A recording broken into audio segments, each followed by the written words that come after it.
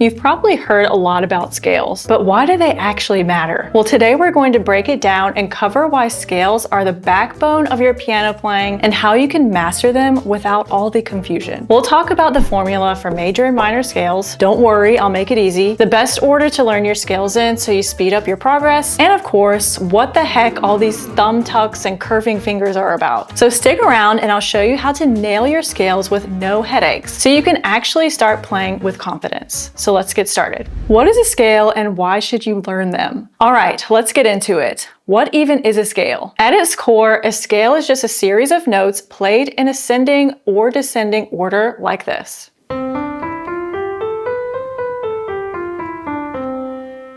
Think of a scale as the building blocks of music. It's like the foundation for everything you'll play on the piano. So why should you care about learning scales? Scales are the foundation of everything you play.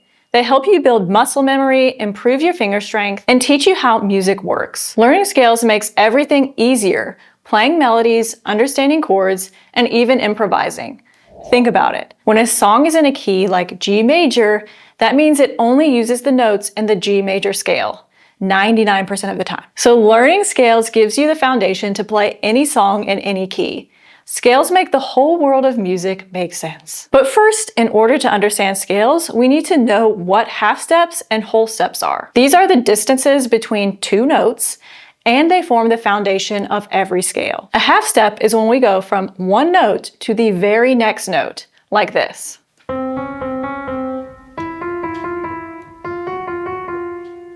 A whole step is when we have one note in between, like this.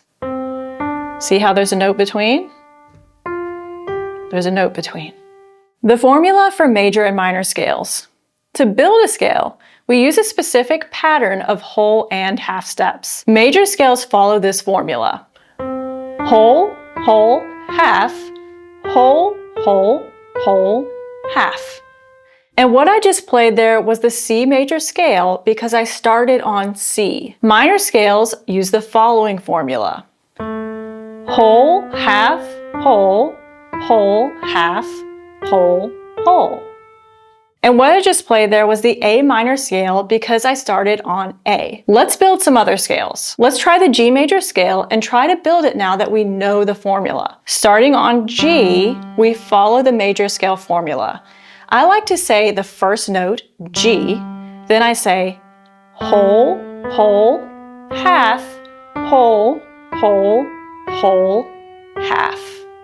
And you can see now why some scales have black keys. It's because of this formula that we must follow. Let's build the D minor scale now. Here's D minor, say D, then whole, half, whole, whole, half, whole, whole. And again, that's why there's a black key. And that's the basic way every scale is built, by following those whole and half step patterns. Quick question. Are you stuck wandering around YouTube with no structure or roadmap to learning piano? I've got a solution for you with a real roadmap to how to learn piano productively. I've created a free training called How to Learn Piano Fast, play your favorite songs, and enjoy the process. You can click the link in the description below to watch it on demand. Now let's get back to mastering scales. Fingerings, the key to smooth scale playing. Every scale has specific fingerings that you need to follow. If you don't use the right fingerings, your hands will feel awkward and your playing won't be as efficient. Here's how we label the fingers. 1 is your thumb, 2, 3, 4, 5. Again, 1, 2, 3, 4, 5. When you're playing scales, you want to follow these numbers so your fingers move efficiently. What scale to learn first? Now, because of these fingerings, some scales are actually easier than others. It all comes down to the order of the fingerings. Some scales have fingerings that naturally align with your hand better than others, making them easier to play. Now, most teachers start with C major as the first scale their students learn, and that's totally fine, but I don't. And here's why. I actually prefer starting with D flat major, even though it has more black keys, it's easier to play. That's because the black keys actually help guide your fingers, and your fingers curve around at the same time, which isn't the case for most scales. Let me show you how to play it. For the right hand, you're gonna use this fingering. 2, 3, 1, 2, 3, 4, 1, 2. For your left hand, you'll use this fingering. 3, 2, 1, 4, 3, 2, 1, 2. Now watch what happens when I play both hands at the same time. I'm using the same fingers here, which is nice. My thumb is happening at the same time. We're moving to this set of 3, same fingers. So your hands are doing the same thing at the same time, which makes it a lot easier as your first scale. Next, let's compare it to C major, which is the scale most people start with. C major doesn't have any black keys, so your hands have to adjust a bit more so the finger positioning isn't as natural. Let's play it slowly. For the right hand, we use this fingering. 1, 2, 3, 1, 2, 3, 4, 5. For the left hand, we use this fingering. 5, 4, 3, 2, 1, 3, 2, 1. Now let's play hands together.